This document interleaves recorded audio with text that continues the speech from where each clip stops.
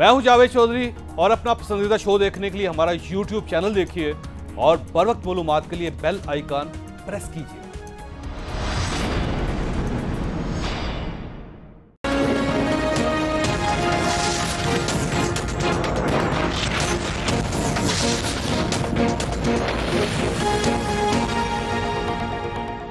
बिस्मिल्लाहिर्रहमानिर्रहीम। लाखों करोड़ों दरूद नबी अकरम सल्लल्लाहु अलैहि वसल्लम पर और उनकी आल पर।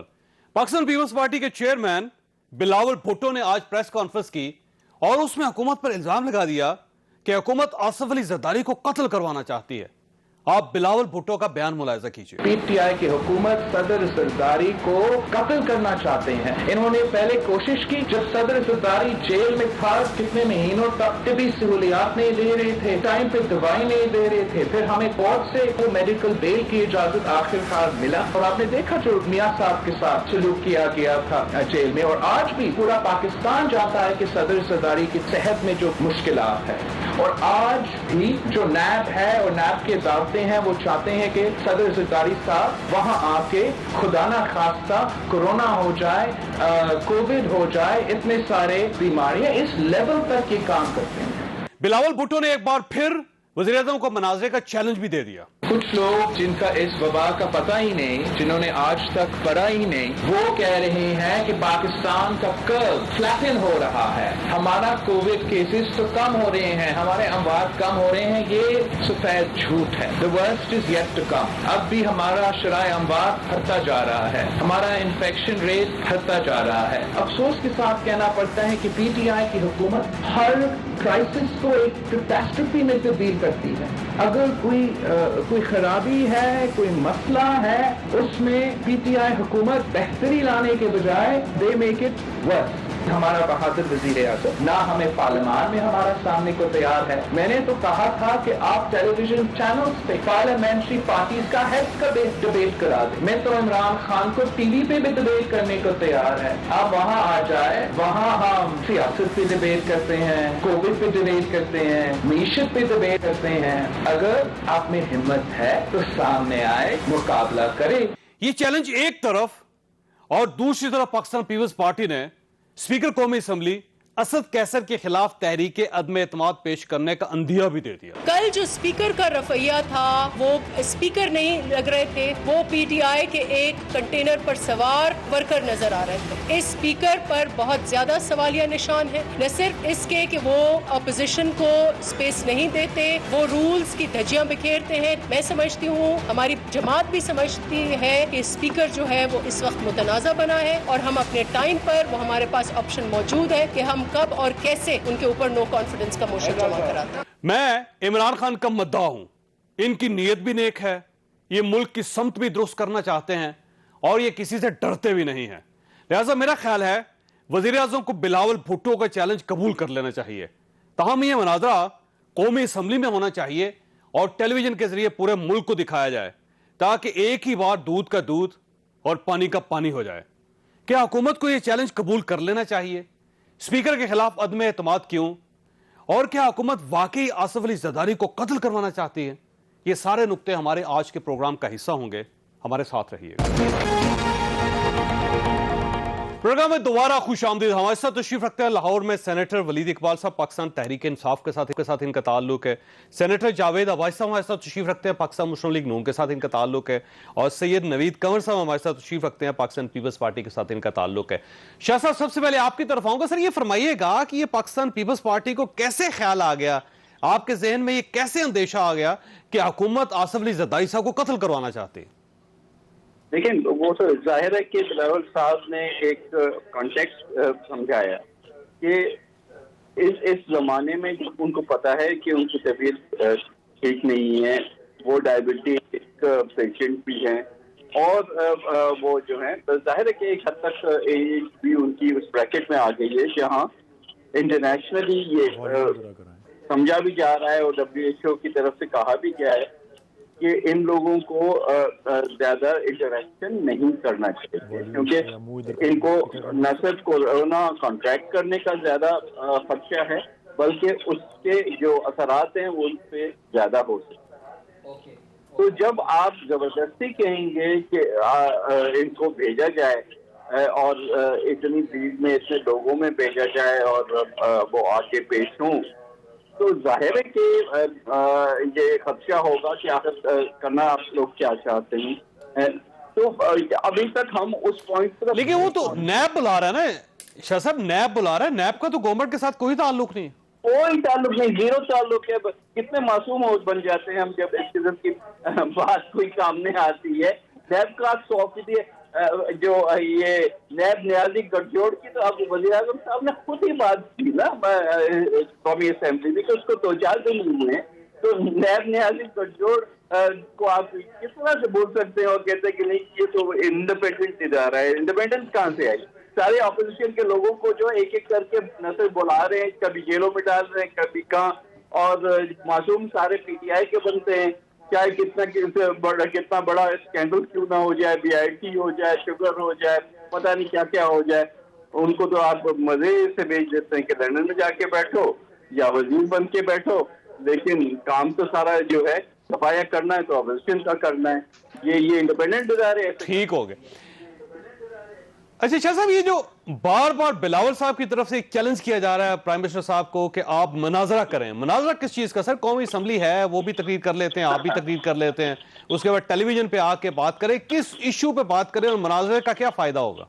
मुनाजरा ये है कि भाई तमाम जो लोगों के इश्यूज हैं, महंगाई है, बेरोजगारी है, कोरोना है, you name it, foreign policy है, उसामा बिन लादेन पे करना चाहें वो कर लें, जो भी है, तो प्राइम मिनिस्टर मुल्क का है। जाहिर है कि वो, क्योंकि डिबेट कौमी असेंबली में होती नहीं है, प्राइम मिनिस्टर साहब आते हैं, तकरीर करके चले जाते हैं, तो वो डिबेट तो ना हुई ना।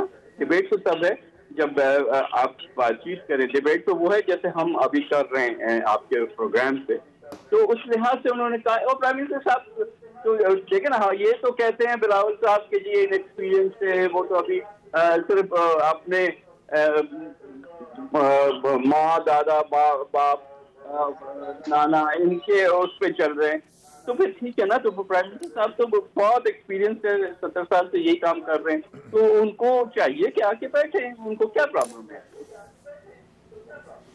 ठीक हो गया।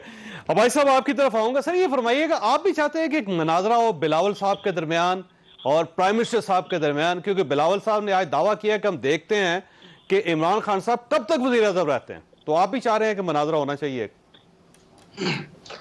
बिस्मिल्लाहिर्रहमानिर्रहीम, बहुत शुक्रिया चौधरी साहब। हमारी ये जरूर ख्वाहिश है कि जब भी असेंबलीज का सेशन हो, पार्लियामेंट का, सेनेट का और नेशनल असेंबली का, प्राइम मिनिस्टर साहब तशरीफ लाएं। प्राइम मिनिस्टर साहब को भी हक है कि वो अपनी पूरी बात करें, लेकिन उनको अपोजिशन के लोगों की पूरी बातें सुननी चाहिए।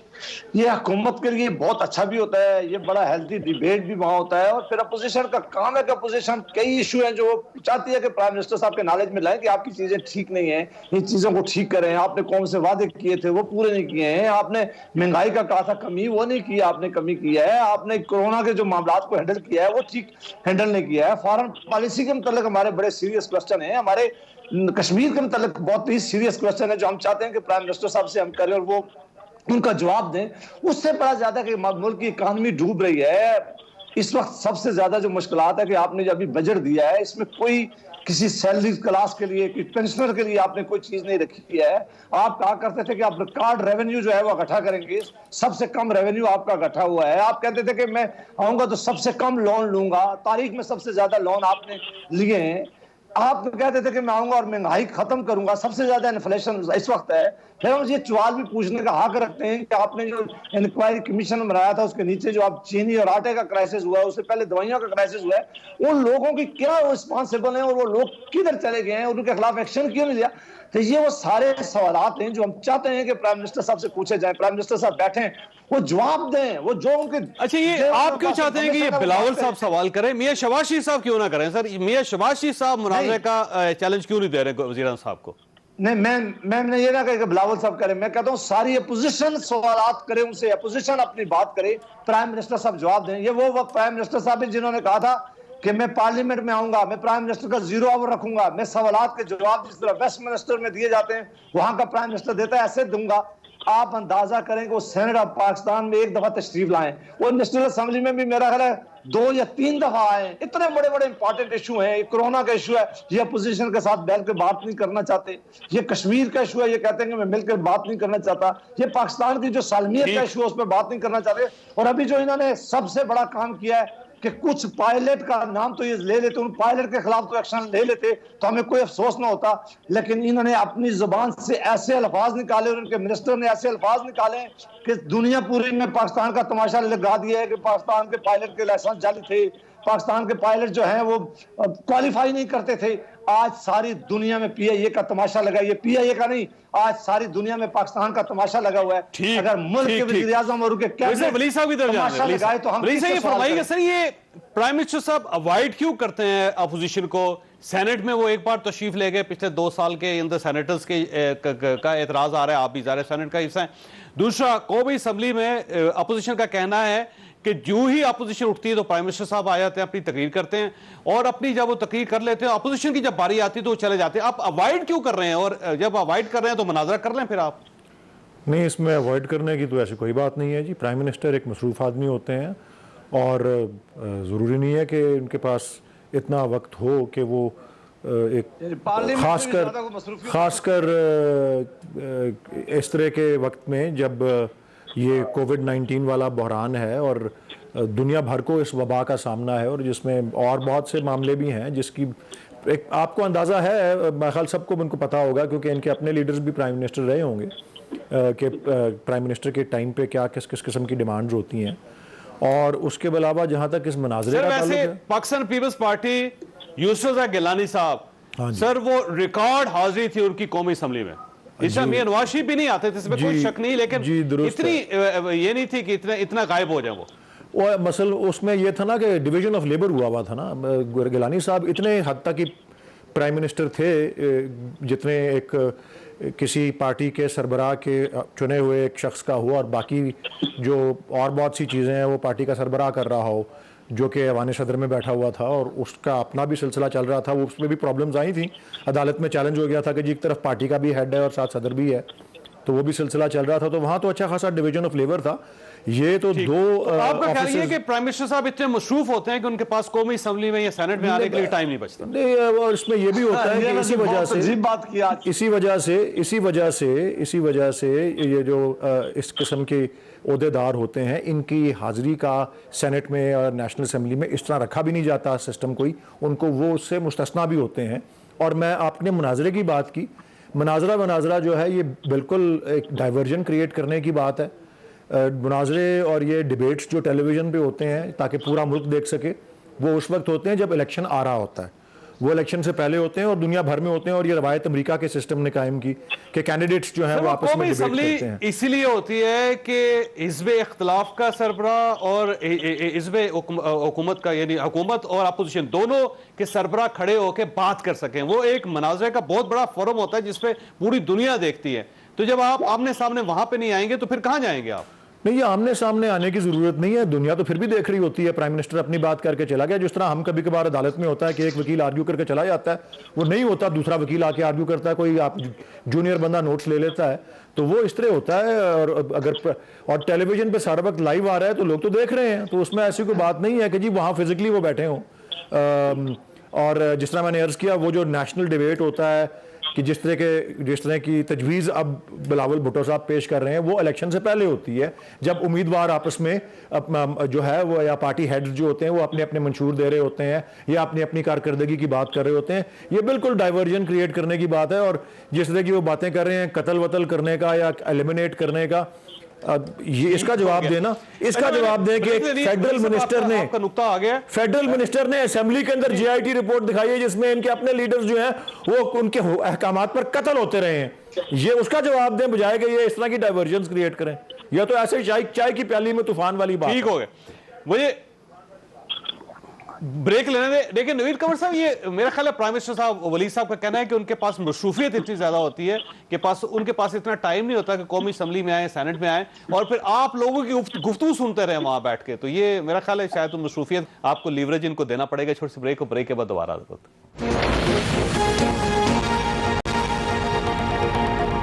प्रोग्राम में दोबारा खुश आमदीद। शाह साहब, प्राइम मिनिस्टर के पास मसरूफियत है, काम है, अकेले आदमी है, पूरा मुल्क चलाना है, सारी वजारतें चलानी है, तो उनके पास इतना टाइम नहीं बचता कि वो कौमी असम्बली में रेगुलर आए और आप लोगों की तकरीरें सुने। तो आपके पास एक ही ऑप्शन है, उनके सिपाही हैं एक मुराद सईद साहब, जिन्होंने खुद कहा कि मेरे साथ मुनाजरा करें, मेरा मुकाबला करें। अगर आप मेरा मुकाबला नहीं कर सकते तो लीडर का क्या मुकाबला करेंगे? तो सर आप मुराद सईद साहब के साथ मुनाजरा कर लें फिर। अच्छा, पहली चीज तो ये कि इस दुनिया में पाकिस्तान वाहिद पार्लियामेंट्री डेमोक्रेसी नहीं है। सारी दुनिया में ये चीज होती है। हमारे दोस्तों को चाहिए कि और कुछ नहीं तो हाउस ऑफ कॉमन्स की डिबेट देख लें, जहाँ प्राइम मिनिस्टर बैठ के सवाल का जवाब भी देते हैं और सब टेलीवाइज होता है ये, या इवन अदरवाइज जितनी भी डिबेट्स होती हैं उसमें आमने सामने ही बैठते हैं। हमने इन्हीं कुर्सियों पे कई प्राइम मिनिस्टर्स को बैठते हुए मोहतरमा बेनजीर भुट्टो से लेके नवाज शरीफ साहब तक और उनसे लेके यूसुफ रजा गिलानी साहब तक और इमरान खान साहब से सबको देखा है, और इस तरह फील्ड लीडर ऑपोजिशन को भी बैठे हुए देखा है। तो ये तो कभी भी नहीं होता। ये तो पहली दफा ये बहाना मैं सोच रहा हूँ कि पार्लियामेंट से ज्यादा जो है कोई और जरूरी काम है, क्योंकि जब आइन आपको पाबंद करता है कि आप रिस्पॉन्सिबल हैं to the National Assembly, now to the Senate of तो फिर you are responsible to them. जवाब दे आप वहां हैं। आप ये नहीं कह सकते कि मेरे पास टाइम नहीं है, कि आप कोई डिप्टी कमिश्नर नहीं है कि आपके पास टाइम नहीं है। You are an elected representative and it is your duty to be answerable. पहली चीज तो ये हो गई। बाकी जहाँ तक मुनाजिर एक की बात है, वहां पे तो मुझे लगता है कि वो हमें रावल साहब को कहते हैं कि उनके पास कोई एक्सपीरियंस नहीं है, वो तो सिर्फ अपनी माँ और बाप के उसके विरसे को आगे लेके खड़े हो जाते हैं। उनके पास तो 70 साल का एक्सपीरियंस है। भाई आपको तो भी डरना नहीं चाहिए इन चीजों से। आप आए, चले, आप टीवी पे हम बुला रहे हैं, टीवी पे नहीं आ सकते, आप पार्लियामेंट में डिबेट कर ले, लेकिन बैठ के अपनी बात देके और पॉन्टिफिकेशन ना की करे ना। इट इज अ डिबेट, और डिबेट का मतलब है कि हम आपकी बात सुने, आप हमारी बात सुने। और बाकी जहाँ तक मुराद सईद की बात है, देखिए प्राइम मिनिस्टर साहब का एक नुक्ता है सर। खत्म तो करने दो सर, प्राइम मिनिस्टर साहब ये कहते हैं कि आप लोग एहतसाब से बचने की कोशिश कर रहे हैं। आज अगर एनआरओ दे दिया जाए, आपके केसेस बंद कर दिए जाएं, तो यही प्राइम मिनिस्टर आपके एक्सेप्टेबल होगा। तो मसला सिर्फ वो कहते हैं कि इतना है कि आप उससे बचना चाहते हैं किसी न किसी। ये इसका ख्वाब है। इसको आटे की बात पूछो तो एनआरओ याद आता है, चीनी की बात पूछो तो एनआरओ याद आता है, पीआईए का बैन होना दुनिया में पूछो तो एनआरओ याद आता है, इससे पेट्रोल गायब हो जाने पे भी एनआरओ याद आता है। एनआरओ तो वो खुद दे रहे हैं, वो अपने साथियों को और ये माफियाज को, जिनको जिस तरह से बचा के और हर चीज को आज से 20 साल पहले 50 साल पहले लेके जाना चाहते हैं, ताकि डिबेट हो ही ना। तो पता नहीं कब कायदे आजम पे भी ये लोग कोई कमीशन बना देंगे। तो ये इस तरह से थोड़ी होता है भाई। आज का जो मसले हैं उसका जवाब आज दो ना, कि किस तरह से लोगों के मसले हल होंगे। ये एनआरओ वाला लेकिन सर अगर कोई मसला गड़बड़ होता है ना शाह साहब, तो ये कमीशन जरूर बनाते हैं। अभी देखें ना, पेट्रोलियम का इशू हुआ, पेट्रोल की कीमत में 25 रुपए इजाफा हुआ, जिससे एक ये ख्याल पैदा हुआ कि शायद 300 अरब रुपया पेट्रोलियम कंपनीज खा गई हैं एक रात के अंदर। तो उस पर गवर्नमेंट ने कमीशन बना दिया है, कमीशन भी बनाया और लेवी कम करने के बारे में सोच रहे हैं, 10 रुपए कम भी हो सकते हैं। तो अब अगर उसमें अगर मुजरिम है तो उनको गिरफ्तार कर लिया जाएगा। लेकिन बात सारी ये ना, कम करेंगे तो पता चलेगा ना कि कितने खुद मुख्तारी इनके पास है, ये भी हमें पता चल जाएगा। पहले तो बढ़ाया क्यों? क्या सोच समझ के कोई फैसला नहीं करते? अब असेंबली में आके 200 या 350 पायलट्स का कह देते हैं कि सब जाली हैं, तो उसके कॉन्सिक्वेंसेस का नहीं सोचते। या इस वक्त जब आप अलाउ कर देते हैं चीनी की एक्सपोर्ट और आटे की एक्सपोर्ट, उस वक्त नहीं सोचते क्या? ये सब आफ्टर इवेंट्स होते हैं, बाद में आके सोचते हैं कि अब क्या बना। जवाब दें आप। वैसे सर ये जो पेट्रोलियम की कीमतों में 25 रुपए इजाफा हो गया, एक रात में नोटिफिकेशन आया, साथ ही कीमतें बढ़ गई, 300 अरब रुपए एक रात में पेट्रोलियम कंपनी से कमा ली। अब आप उसमें कमीशन बना रहे, तो इसका मतलब ये हुआ कि जब ये कीमत बढ़ाई जा रही थी या नोटिफिकेशन हो रहा था तो प्राइम मिनिस्टर साहब पिक्चर में नहीं थे। तो ये किसने फैसला कर लिया फिर? ये जी सबसे पहले शाह साहब को कैमरे की तरफ देखें, इनका तो चेहरा मुबारक ही नजर नहीं आ रहा, तो इनकी आधी बातें तो समझ नहीं आई मुझे, क्योंकि वो कैमरा और माइक वाला कुछ सिलसिला इनका है स्काइप का। लेकिन ठीक शाह साहब आप उनको अपना रूह अनवर दिखा दें। हाय हाय हाय। चले जी। आपने मुझसे भी ज्यादा वधिया लफ्ज इस्तेमाल किया जी। चौधरी साहब, इस तरह है कि ये जो पेट्रोलियम की मसनूआत में इजाफा हुआ वो आपको ऑलरेडी काफ़ी तफसीली बात इस पर काफ़ी दिनों पहले भी हो चुकी हुई है कि दुनिया भर की मार्केट्स में वो, और ये इंटरनेशनल मार्केट से ड्रिवन होते हैं ये फैसले। ये दोनों हजरात जो हैं ये इनकी भी गवर्नमेंट्स रही हैं, इनको पता है अच्छी तरह से, और उसमें 112% ठीक हो गया, तो फिर कमीशन क्यों बन रहा है सर?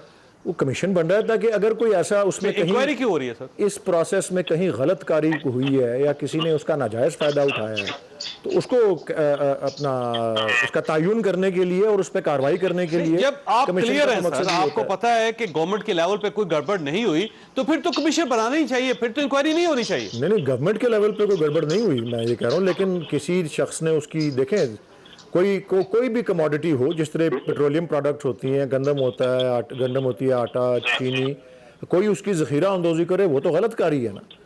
तो उसके उस हद तक के अगर किसी उसके कारोबार में मुलविस अफराद या इदारे या कंपनीज, सर वो ज़ख़ीरा अंदोज़ी का इशू पहले था, उस पे एक अलग इंक्वायरी हो चुकी है। जी। ये जो नई इंक्वायरी है ये वो 25 रुपए की वजह से जो कुछ कंपनीज ने पैसे कमाए हैं, अब कैसे बनाए, उसके लिए नहीं बन रही है। हाँ जी, उसी के लिए बन रही है ना। तो यही तो मैं कह रहा हूँ, किसी ने नाजायज फायदा अगर उठाया हुआ है उसका, तो उसको तो अपना पकड़ना है। गवर्नमेंट ने तो अपना फैसला उस हवाले से ठीक किया, और जहाँ तक अगर कोई इस तरह की बात हो रही है, अभी तक तो इस गवर्नमेंट में ये नहीं हुआ, लेकिन मियाँ नवाज शरीफ की गवर्नमेंट में और PPP की गवर्नमेंट में, दोनों में ऐसी मिसालें भी मौजूद हैं कि पेट्रोलियम की कीमत को बढ़ाकर फिर उसको 10 रुपये या 7 रुपये कम भी कर दिया गया। और PPP ने तो एक से ज़्यादा दफ़ा इस तरह किया, जब क्योंकि उनकी कोalition पार्टनर MQM होती थी और वो पूरा शोर मचा देते थे कि ये मत करो और वो, और फिर बिल आखिर इतना ज़्यादा उन्होंने उनको सिलसिला किया, और उस वक्त क़यादत कुछ और थी और उनका सिलसिला कुछ और था, कि फिर रातों रात ये जो जिसको कातिल लीग कहते थे वो काबिल लीग बन गई, और वो फिर कोalition पार्टनर आए तो बड़ी कंफर्टेबल मेजॉरिटी हो गई।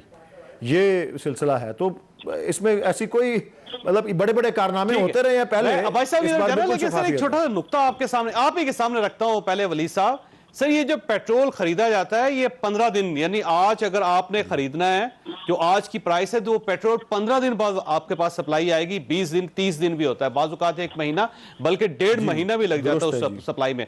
आज अगर पेट्रोलियम की कीमत बढ़ी है तो आज जो आपने जो कीमत आपने अदा की है उसका जो नतीजा है वो 15 दिन बाद आएगा। अगर आप अभी कीमत बढ़ा देंगे तो जिन लोगों के पास पहले से पेट्रोल है वो तो अमीर हो जाएंगे बैठे बैठे। तो ये आपको इस चीज का अंदाजा ही नहीं हुआ था। इसमें ऐसी बात नहीं होती, मैं आपको अर्ज कर देता हूं अदम एतमाद पेश करना चाहती है पाकिस्तान पीपल्स पार्टी, तो आप भी साथ देंगे उनका? एक बात मैं पहले आपके सवाल के जवाब से पहले कह दूं, मुझे वज़ीर इक़बाल साहब से ये तवक्को बिल्कुल नहीं थी। वो कैसी फैमिली से तल्लुक़ रखते हैं और खुद भी जमहूरियत पसंद है और जानते हैं कि पार्लियामेंट से भी ज्यादा कोई इंपॉर्टेंट फोरम हो सकता है किसी प्राइम मिनिस्टर के लिए, यानी पार्लियामेंट से बड़ा फोरम और दुनिया में पाकिस्तान के में कौन सा है कि जो उसकी मसरूफियत हो सकती है प्राइम मिनिस्टर की। पार्लियामेंट का तो सेशन शुरू हो तो कैबिनेट मीटिंग में नहीं करनी चाहिए, उस वक्त भी पार्लियामेंट में आकर सवालों के जवाब देना चाहिए, मिनिस्टरों को हाजिर होना चाहिए। और एग्जीक्यूटिव की रिस्पॉन्सिबिलिटी है, ये कॉन्स्टिट्यूशनल ऑब्लिगेशन है कि एग्जीक्यूटिव रिस्पॉन्सिबल है वहां पार्लियामेंट के सामने। तो मैं नहीं समझता कि ये उनको ऐसा रवैया इनका अख्तियार करना चाहिए। देखिए मैं समझता हूं कि अदम इत्मीनान से भी ज्यादा मेरी जाती राय, मुझे नहीं पता कि कल फैसला करते थे कि ये गुलाम सरवर खान साहब जो है वो गुफ्तगू नहीं करते, उनकी कभी आवाज ही नहीं सुनी। जब वो कौमी असम्बली में आके वो बोले हैं तो अब आपको बड़ा एतराज हो रहा है कि वो क्यों बोले हैं, उनको खामोश रहना चाहिए था। तो सर वो कोई अगर बोलता नहीं है तब आप एतराज करते हैं, वो बोलता है तो फिर आप एतराज करते हैं? देखें जो सब बोलने के तरीकाकार हैं, उनके बोलने से, चूंकि जब फेडरल वजीर बोलता है तो वो तमाम हुकूमत समझी जाती है, क्योंकि आपको पता है कि कॉन्स्टिट्यूशन में डिफाइंड है कि हुकूमत क्या है। वो कोई एक वजीर की बात जो है ये कलेक्टिव रिस्पॉन्सिबिलिटी है पूरी कैबिनेट की। हो सकता है कि कुछ पायलट्स के लाइसेंस में इरेगुलरिटीज, हो सकता है कि उनकी क्वालिफिकेशन में भी कुछ मुश्किलात हुई हों, हो सकता है कि वो जो बात कह रहे थे उसमें कुछ सदाकत भी हो, लेकिन जिस तरीके से उन्होंने पाकिस्तान को दुनिया के सामने तमाशा बना दिया है, जिस तरह इस एयरलाइन को तमाशा बना दिया है, जिस तरह दुनिया में पाकिस्तान के पायलट का तमाशा बना दिया है, जिस तरह दुनिया को साबित कर दिया कि पाकिस्तान की तो जो पायलट है इनके पास तो डिग्रियां ही नहीं थे, इनके पास तो लाइसेंस ही नहीं थे, उसके बगैर ये एयरलाइन जो है चलती रही है। तो आज सारी दुनिया ने जब पाबंदी हमारे ऊपर लगाना शुरू कर दिया है, ये तमाशा इस कौम का बना दिया गया है। ये कह रही है हमारी जो एयरलाइन थी PIA की, जो पाकिस्तान का झंडा लेकर दुनिया में जाया करती थी, वो तमाशा तो नहीं आज दुनिया में। BBC प्रोग्राम कर रहा है, CNN प्रोग्राम कर रहा है, और वो कह रहे हैं कि ये ऐसा दुनिया का कोई मुल्क हो सकता है जिसके पायलट सारे जो है वो जाली पायलट है, उनके पास लाइसेंस ही ना हो, उनके पास जो है एजुकेशन ही ना हो, उनके ठीक पास हो गया। भाई साहब, एक सवाल आपके पास छोड़ के जा रहा हूं, आपकी तरफ ही आऊंगा उसके बाद, वक्फे के बाद। छोटा सा सवाल है कि सर ये कहा यह जा रहा है कि आपने प्राइम मिनिस्टर साहब से इस्तीफा मांगा, प्राइम मिनिस्टर साहब ने साफ इंकार कर दिया, इसका मतलब आप प्राइम मिनिस्टर साहब को नहीं हटा पा रहे। तो अब आपने क्या किया, अब आप लोगों ने सोचा है कि स्पीकर साहब के खिलाफ कोई तहरीक अदम एतमाद पेश कर दी जाए। तो ये बेसिकली एक बहाना है स्पीकर साहब की शक्ल में वज़ीर आज़म को हटाने का। तो ये स्पीकर साहब ने क्या गलती की जिसकी सजा देना चाह रहे हैं आप? उनको छोटी सी ब्रेक के बाद दोबारा हाजिर होते।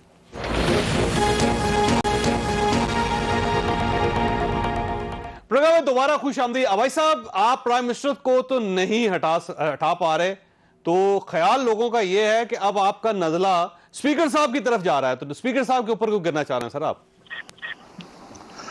नहीं, नजला किसी के ऊपर भी नहीं है। मुझे तो स्पीकर साहब वाले हवाले से तो मेरे पास खबर नहीं है, ना ही मुझे इस बात में कोई मालूमात है। लेकिन हम क्या कह रहे हैं कि हम वज़ीर आज़म साहब को कह रहे हैं कि आपकी माशी पॉलिसी जो है वो नाकाम हो चुकी है। पाकिस्तान को अब बंद गली में ले गए हैं, पाकिस्तान के सारे अदारे जो हैं वो काम करने से रह गए हैं। PIA को आपने दुनिया के सामने एक तमाशा बना दिया है। इसी तरह कोरोना के मामले में आप हैंडल नहीं कर सके। और सबसे बड़ा मामला जो है था माशी मसला है कि पाकिस्तान के अंदर इस वक्त लोगों में बहुत ही ज्यादा जो है मुश्किलात हैं, महंगाई बहुत ज्यादा हो गई है, नौकरियां मिल नहीं रही हैं और बहुत ही बुरी हालत है। इसलिए हम समझे कि हुकूमत अभी हुकूमत रिजाइन कर दे, इलेक्शन हम कहते हैं इलेक्शन हो, और इलेक्शन के बाद नतीजे में जो भी जमात आए उसे हुकूमत बनानी चाहिए। ठीक हो गया। ये फरमाइए वलीसा, ये कोई इलेक्शन नजर आ रहा है आपको? क्योंकि दोनों पार्टीज पिछले 4-5 दिनों से, बल्कि एक हफ्ते से बार बार ये कह रही हैं कि आपकी गेम खत्म हो गई है।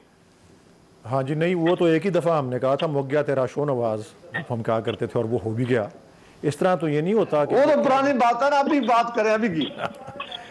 अच्छा जी, अभी ये है कि आज से 5 दिन पहले अगर हम चले जाएं, अगर 5 दिन पहले चले जाएं तो ये कह रहे थे कि जी बजट नहीं पास होने देंगे, बजट पास होएगा ही नहीं।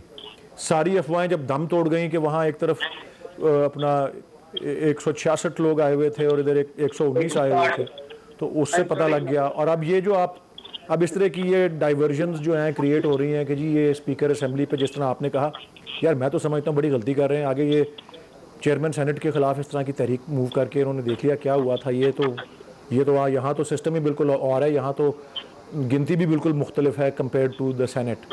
ये इस तरह की चीज़ में नहीं पढ़ना चाहिए। ऐसी खाम खा काम बिल्कुल किसी किस्म की ना कोई जवाज़ है, ना कोई वजह है, ना कोई ऐसा आईनी कोई है खला।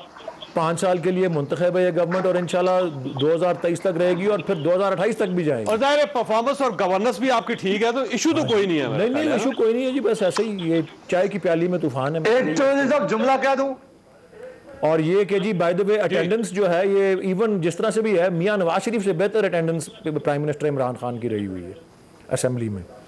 ये भी एक फैक्ट है। यस, गिलानी साहब की ज्यादा थी। जी भाई साहब, कुछ कहना चाह रहे थे आप?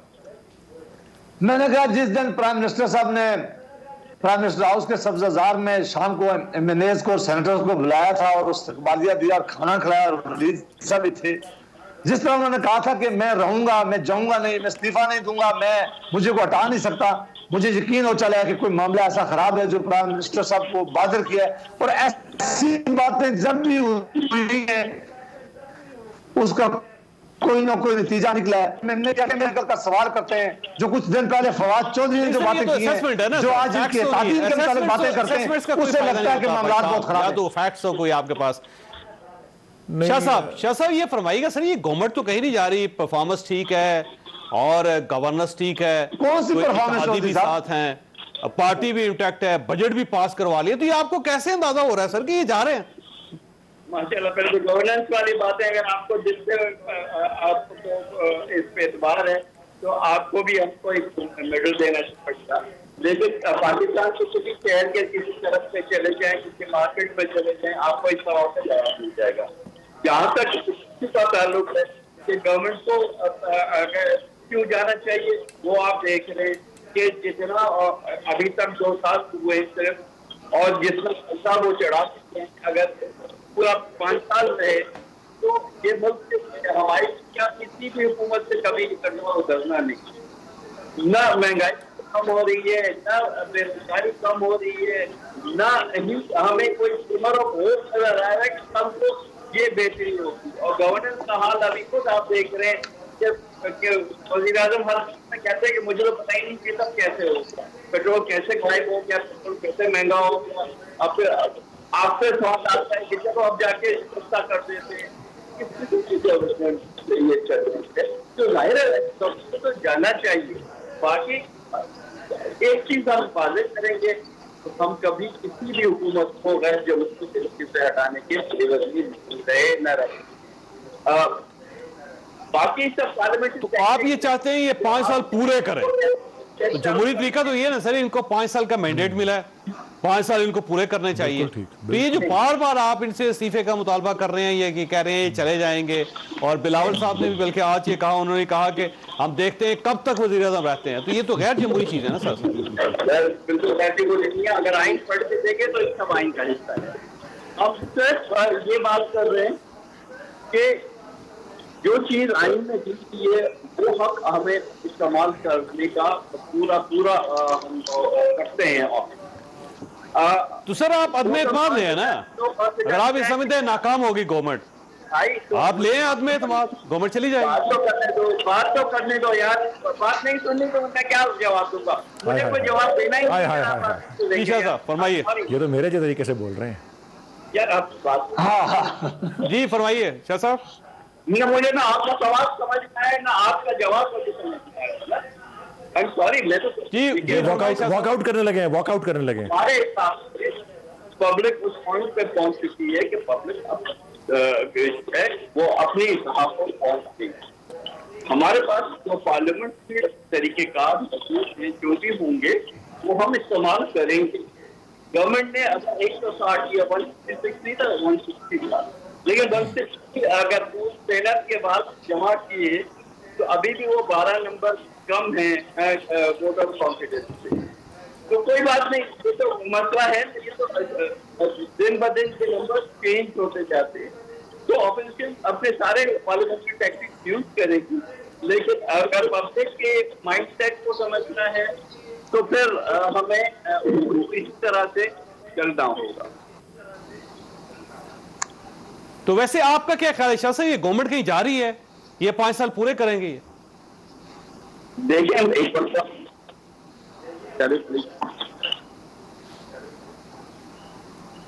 शाह साहब आपको आवाज आ रही? जी अच्छा, देखिए ये जो बात की है जी, तो आपका क्या ख्याल है, गवर्नमेंट अपना टाइम पूरा करेगी या आपकी असेसमेंट है चली जाएगी गवर्नमेंट? जो उनका तरीकेकार है, जो मैंने माजी में सीखा है, उस हिसाब से तो मुझे बड़ा मुश्किल लगता है कि ये अपना टाइम पूरा। हालांकि हमारी ख्वाहिश होती है कि हर जो गवर्नमेंट इलेक्ट होके आए वो टाइम पूरा करे, मिड टर्म में ना जाना पड़े उसको। लेकिन अगर देखिए पाकिस्तान पीपल्स पार्टी की हमदर्दियां आपके साथ हैं, वो ये चाहते हैं कि आप 5 साल पूरे करें, लेकिन साथ उनको बड़ा अफसोस हो रहा है कि आप 5 साल पूरे करते हुए नजर नहीं आ रहे इनको। यही तो सारा इबाम है जी अपोजिशन का। और मेरी अर्ज एक है बड़ी, देखें वज़ीर आज़म कोई भी हो, वज़ीर आज़म के इस्तीफे का तस्वर मौजूद है आइन में, ये ठीक कह रहे हैं, आर्टिकल 91 का सब आर्टिकल 7 है, लेकिन वो अपनी मर्जी से अगर इस्तीफा दे, ये तो नहीं कि उसको पिस्तौल की गोली पे नाली रख के उसके कनपट्टी पर कहो के इस्तीफा दो या उसको मजबूर या जबरन उससे लो, वो अलाउड नहीं है, वो गैर आईनी है और ऐसा होगा भी नहीं, ये पॉसिबल ही नहीं है। वैसे 2014 में ये करते रहे आप? नहीं 2014 में तो कामयाब तो नहीं ना हुए, कामयाब नहीं ना हुआ, वही तो मैं कह रहा हूँ।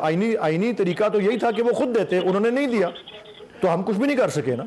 और मौलाना फजलुर रहमान की आपकी कोशिश गलत थी, अटेम्प्ट गलत थी? नहीं गलत नहीं थी, मतलब ये था कि ऐसा प्रेशर उन पे बिल्ड करते कि वो खुद ब खुद दे देते, वो उन्होंने नहीं दिया, ठीक है वो प्रेशर नहीं, उस तो ये भी प्रेशर ही डाल रहे हैं। नहीं तो मैं यही तो कह रहा हूँ प्रेशर डाल रहे हैं, लेकिन उसका असर कोई नहीं होना।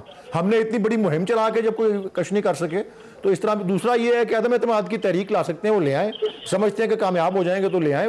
आपने ठीक उनसे सवाल पूछा है, उसकी कोई उनके पास नंबर्स ही नहीं है, ना उनकी उसमें कोई यूनिटी अच्छा, वैसे वली साहब ये गैप है प्राइम मिनिस्टर साहब का अपने इत्तेहादियों के साथ या अपनी पार्टी के साथ? क्योंकि आज आपने देखा होगा कि चौधरी परवेज इलाही जो आपकी पार्टी के बहुत बड़े इत्तेहादी हैं और इस वक्त बजट पास करवाने में भी पाकिस्तान मुस्लिम लीग काफ ने बहुत मेरा ख्याल है बड़ी सरगर्मी दिखाई थी और वोट दिए थे आपको।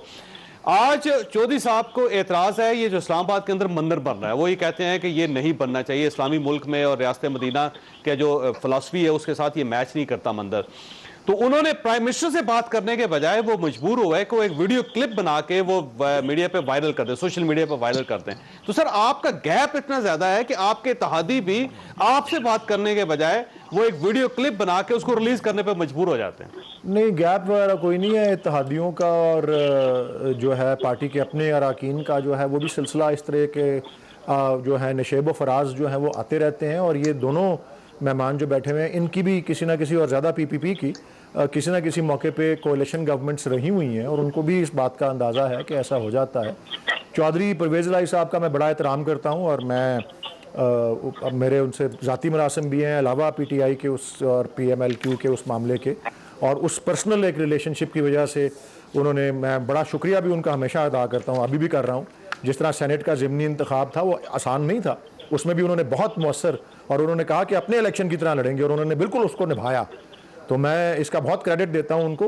और ये जो इन्होंने बात अगर की है इस तरह की, मैं वो क्लिप नहीं देखा लेकिन मैं वो देख भी लूँगा, और मैं अपने तय कोशिश पूरी करूँगा कि चौधरी साहब को ये मनाऊँ कि कायद आज़म मोहम्मद अली जिन्ना रहमतुल्लाह अलैह जो मुफक्कर पाकिस्तान है, उनके इस बारे में क्या तासुरात हैं, जो कि बानी पाकिस्तान है, और अल्लामा इकबाल ने इलाहाबाद के खुतबे में क्या कहा था माइनॉरिटीज़ के राइट्स के बारे में, और उनका जो स्टेटस है एज पाकिस्तान के सिटीज़न उसके बारे में कायद आज़म और उनके मशहूर 11 अगस्त के खुतबे में, और बहुत से जो हम आइन में आपकी बात बहुत पॉजिटिव है। ख्वाजा साहब आपने गुफ्तगू सुनी, चौधरी परवेज इलाही साहब बिलाशुबा पाकिस्तान के शानदार सियासतदान है, और चौधरी साहबान जो उनका बड़ा दिल है, लोग बेइंतहा उनका एहतराम करते हैं, मैं भी उनका बहुत एहतराम करता हूं। लेकिन इस इशू पर मैं थोड़ी सी गुस्ताखी करना चाहता हूं चौधरी साहब की शान में या उनके सामने, कि मेरा ख्याल यह है कि पाकिस्तान के अंदर एक भी शख्स अगर किसी दूसरे मजहब का है तो उसको पाकिस्तान के अंदर इबादतगाह बनाने का पूरा हक हासिल है।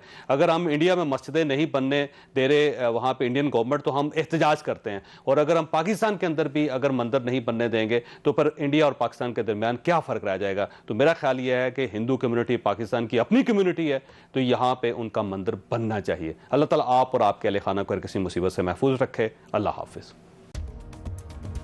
मैं हूं जावेद चौधरी, और अपना पसंदीदा शो देखने के लिए हमारा YouTube चैनल देखिए और बर वक्त मालूमात के लिए बेल आइकन प्रेस कीजिए।